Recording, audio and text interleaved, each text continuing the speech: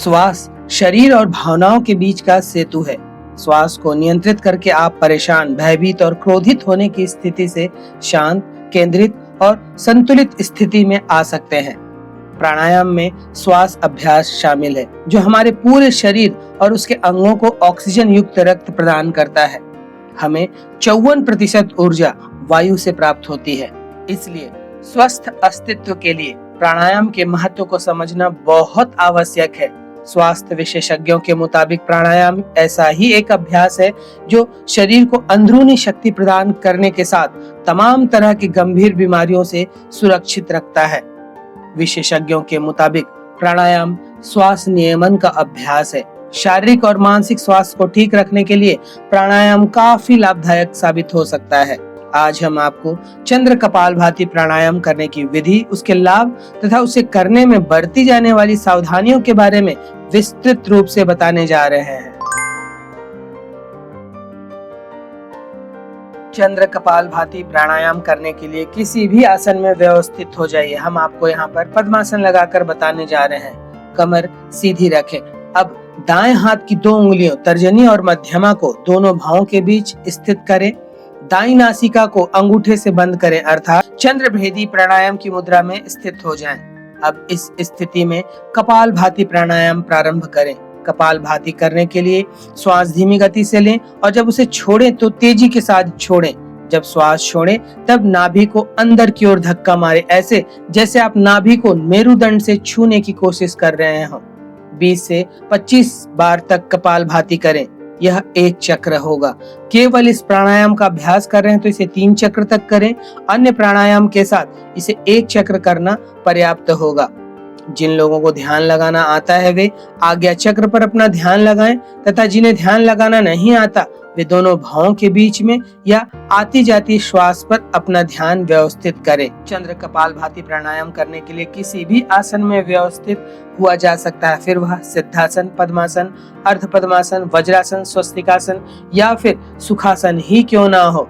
शारीरिक रूप से असक्षम लोग जो सुखासन पर भी ना बैठ पाए वे कुर्सी पर कमर सीधी रखते हुए भी इस प्राणायाम का अभ्यास कर सकते हैं।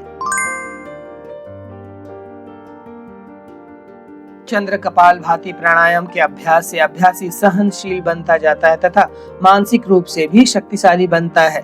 यह प्राणायाम शरीर में ठंडक बढ़ाता है। इससे मौसम की गर्मी का असर शरीर पर कम पड़ता है। पित्त रोगों में आराम मिलता है। पेट की गर्मी, खट्टी डकारे व मुंह के छाले दूर होते हैं। रक्त शुद्ध होता है और त्वचा के रोग में भी लाभकारी है। उच्च रक्तचाप, चिड़चिड़ेपन, अनिद्रा व तनाव को दूर करने वाला यह प्राणायाम है। यह मन को शांत कर सर की गर्मी को भी दूर करता है। वजन कम करने के लिए शरीर की मेटाबॉलिक रेट को बढ़ाता है। इससे बैड कोलेस्ट्रॉल को काफी हद तक कम किया जा सकता है। पेट की मांसपेशियों और पाचन तंत्र को उत्तेजित करने के लिए इसका अभ्यास बेहद जरूरी है। मस्तिष्क प्रखर व याददाश्त तेज होती है। मस्तिष्क के सामने के हिस्से की शुद्धि होती है। इससे मस्तिष्क का वह भाग जागृत होता है जिसमें पौरुष शक्ति रहती है, अर्थात यह प्राण शक्ति को जागृत करता है। यह मन को स्वस्थ करता है और इच्छा शक्ति को बढ़ाता है। चिंता, अवसाद और अन्य मानसिक बीमारियों को कम करने में सहायक प्राणायाम है। इस प्राणायाम से पाचन अग्नि बढ़ती है।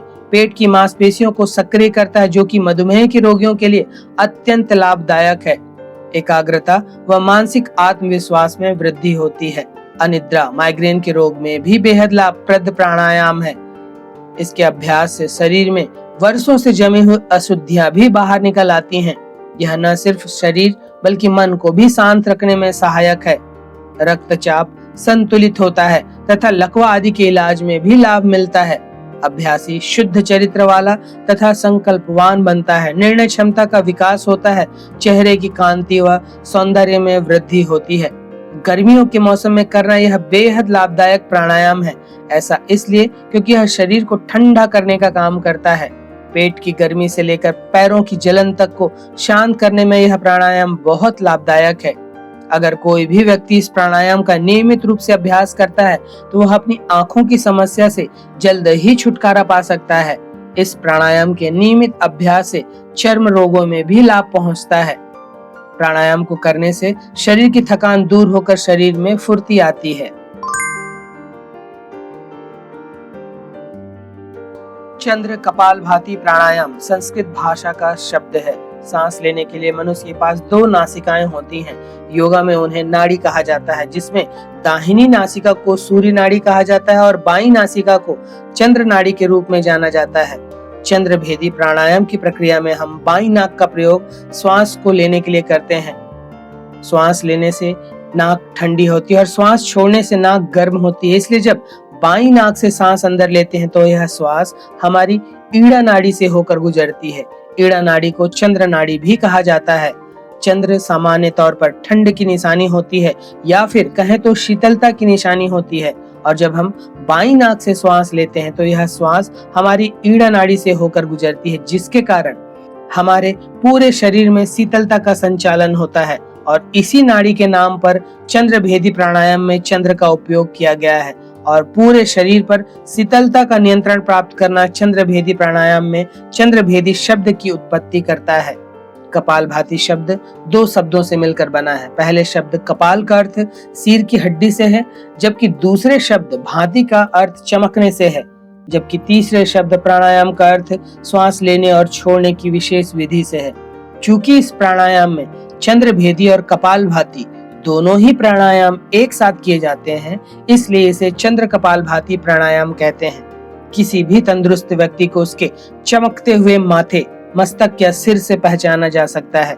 कपालभाति प्राणायाम की उचित व्याख्या चमकने वाला मस्तक, मस्तक पर तेज या चमक प्राप्त करना तभी संभव है जब आप प्रतिदिन इस प्राणायाम का अभ्यास करें। इसका तात्पर्य यह है कि आपका माथा सिर्फ बाहर से नहीं चमकता, परंतु यह प्राणायाम आपकी बुद्धि को भी स्वच्छ व तीक्ष्ण बनाता है।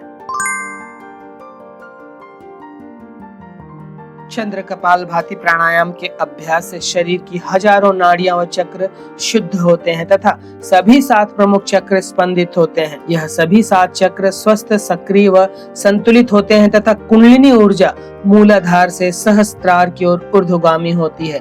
नाड़ियों का शुद्धिकरण करने वाला यह प्राणायाम है। चंद्र कपालभाति प्राणायाम करने से पहले कुछ सावधानियों को ध्यान में रखना बेहद जरूरी है। यदि इन बातों को ध्यान में नहीं रखा जाता तो फायदे की बजाय नुकसान भी हो सकता है। प्राणायाम कभी भी तीव्र सर्दी में न करें। हृदय रोग या हृदय संबंधित परेशानी होने पर यह प्राणायाम न करें या स्वास्थ्य विशेषज्ञों की पहले सलाह ले लें। मिर्गी से पीड़ित व्यक्ति को भी इस प्राणायाम को करने से बचना चाहिए। जिन लोगों की ब्रेन सर्जरी, हार्ट सर्जरी या पेट की कोई सर्जरी हुई है, उन्हें इस प्राणायाम को करने से पहले अपने मेडिकल एक्सपर्ट से सलाह ले लेनी चाहिए। दमा, कफ, लो ब्लड प्रेशर व ठंड के दिनों में इसका अभ्यास न करें। अभ्यास स्वच्छ व हवादार जगह पर करें, इसका विशेष ध्यान दें। अभ्यास खाली पेट में सूर्योदय के पूर्व या उसके आसपास करना ही लाभदायक होगा। अभ्यास योग विशेषज्ञ के मार्गदर्शन में ही करें। चंद्र कपालभाति प्राणायाम एक अनोखा लेकिन अत्यंत लाभदायक प्राणायाम है, जिसके कई मानसिक व शारीरिक लाभ मिलते हैं। साथ में एक ही प्राणायाम में आपको 2 प्राणायाम के लाभ मिल जाते हैं। तो यह था चंद्र कपालभाति प्राणायाम करने की विधि, इसके लाभ व इसे करने में बरती जाने वाली सावधानियां।